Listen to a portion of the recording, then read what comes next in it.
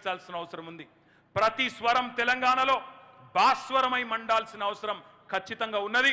అందుకే నేను మీ అందరితో ప్రార్థించేది, ఇక్కడికి వస్తున్నప్పుడు నేను చూసిన ముఖ్యమంత్రి రేవంత్ రెడ్డి కొడంగల్లో మొన్న ఏదైతే గిరిజన రైతులను గిరిజన ఆడబిడ్డలను సతాయించి అర్ధరాత్రి వాళ్ళ ఇండ్ల మీద పడి బందిపోట్ల మీద పడి దాడి చేసినట్టు ఆడబిడ్డలను కూడా చూడకుండా దారుణాతి దారుణంగా వాళ్ళను ఇష్టం వచ్చిన చోట ముట్టి బ్రిటిష్ వాళ్ళు ఆనాటి దుర్మార్గులు కూడా చేయని దుర్మార్గ పనులు చేసి ఈరోజు ఇప్పుడే మన పోరాటానికి తల ఒగ్గి ఇప్పుడే అది రద్దు చేసుకుంటున్నట్టుగా ప్రకటన వచ్చింది. ఇది తెలంగాణ విజయం, ఇది బీఆర్ఎస్ విజయం కాదు, ఇది తెలంగాణ ప్రజల విజయం, ఆ గిరిజన బిడ్డల విజయం, అక్కడ ఉండే మా దళిత బిడ్డల విజయం, అక్కడ ఉండే బీసీ బిడ్డల విజయం, ఆ చిన్న సన్నకారు రైతుల విజయం, మన విజయం కాదు.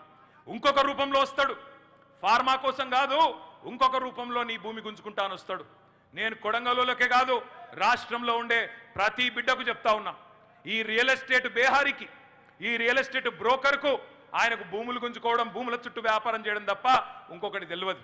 ఆయనకు రాష్ట్ర సంపద పెంచే ఆలోచనలు లేవు, రైతాంగాన్ని బాగు చేసే ఆలోచనలు లేవు.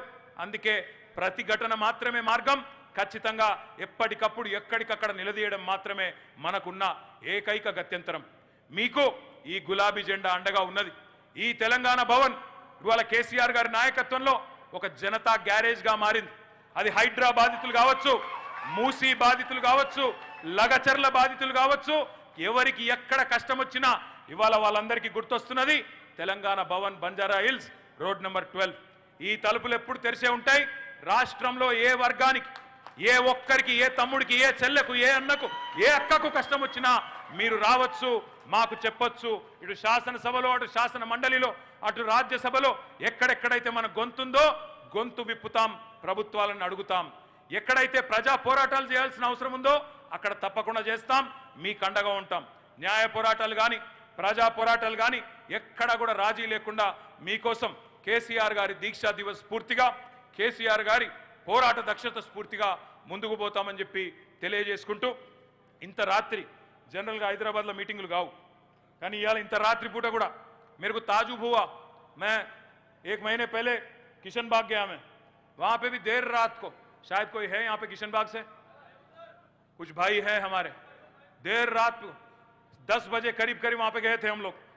गए तो वहां पे भी 2500 3000 से ज्यादा हमारे बहन, हमारे खवातीन और हमारे भाई थे वहां पे. आज मैं आपसे भी कहना चाहता हूं, समझ लीजिए कौन आपके दोस्त है, कौन आपके दुश्मन है, कौन आपके साथ दे रहे हैं, कौन आपके इतने मसाइल में आपके साथ है, कौन आपके भाई है, समझने की कोशिश करिए.